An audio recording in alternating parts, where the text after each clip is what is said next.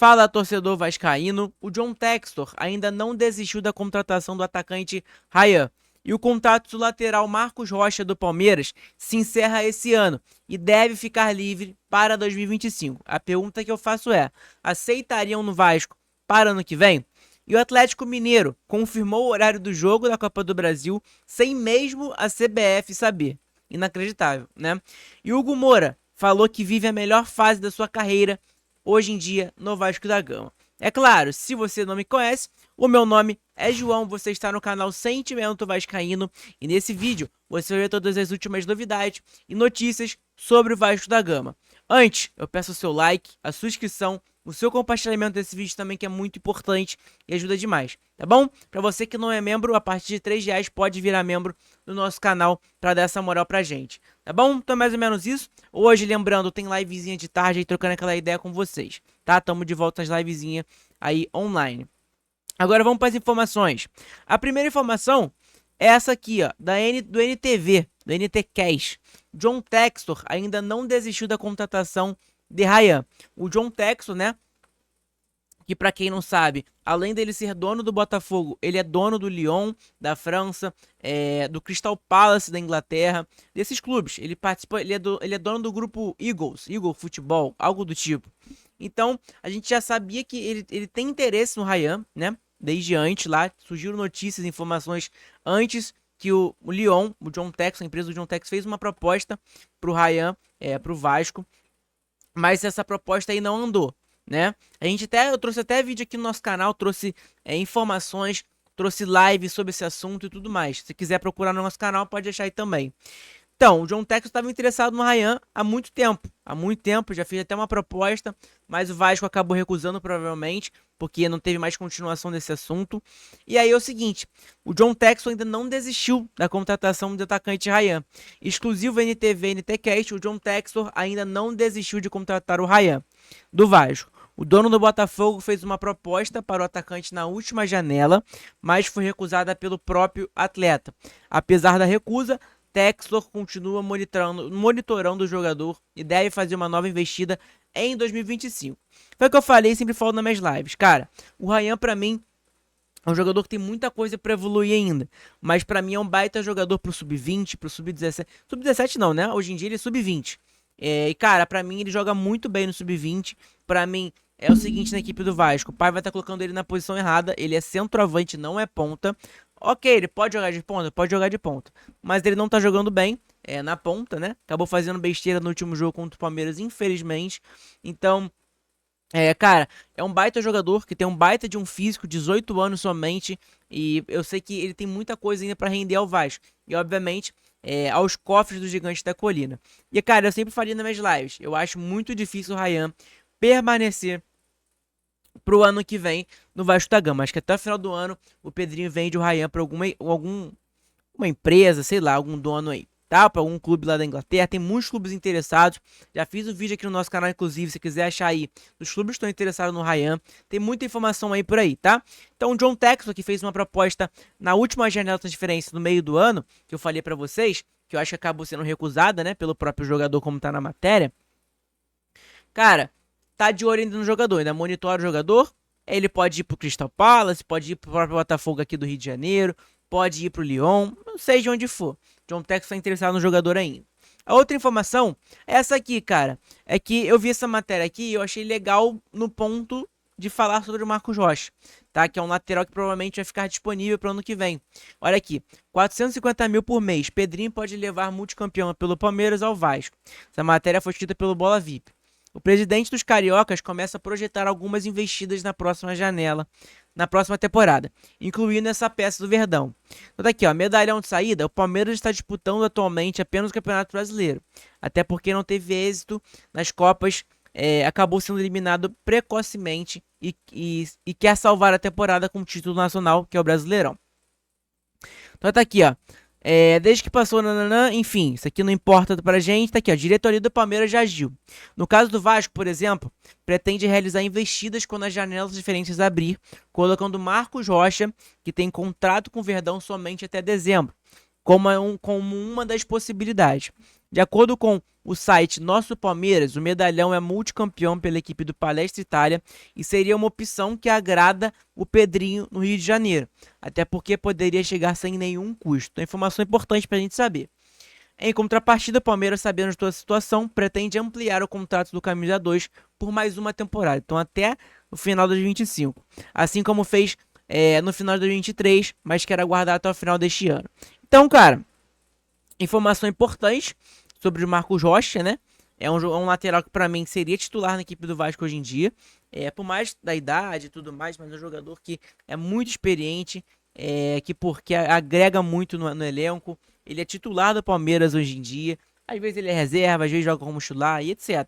É um baita de um lateral, tenho certeza absoluta. Se ele viesse pro Vasco, ele ia disputar a posição com o Paulo Henrique? Ia. Porque o Paulo Henrique hoje em dia ele dá conta ali na lateral direita.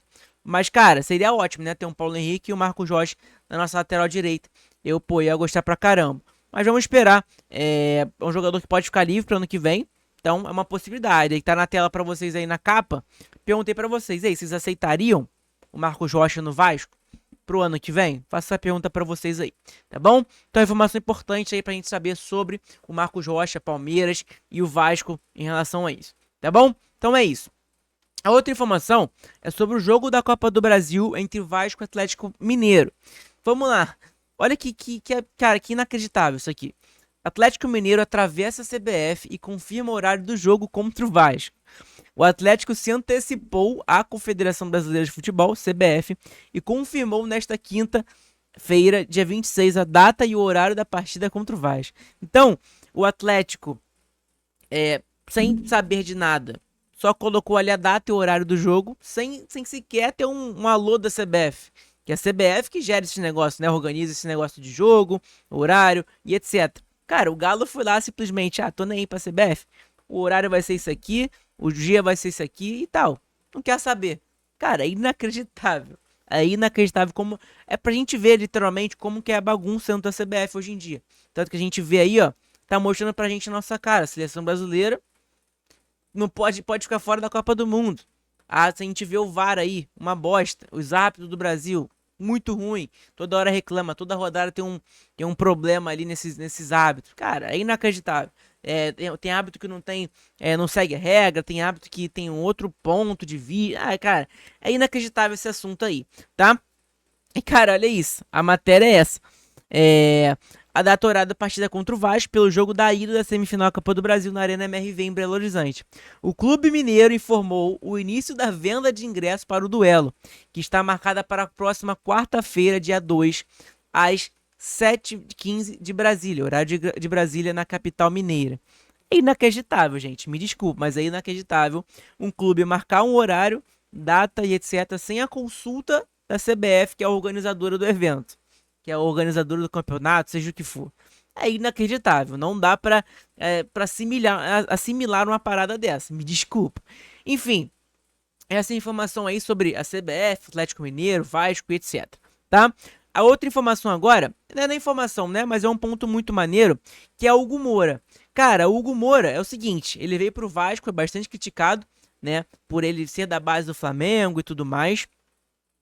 Não que eu não ligue pra isso, eu não ligo pra isso, se ele é da base do Flamengo ou não, se ele é flamenguista ou não, meu irmão, se ele tá representando a gente dentro de campo é o que importa, entendeu? É profissional e aí fora extra-campo, se ele é flamenguista, é vascaíno, seja o que for, não importa pra mim. O que importa é ele tá representando o Vasco dentro de campo e jogando bem. E é o fato do Hugo Moura.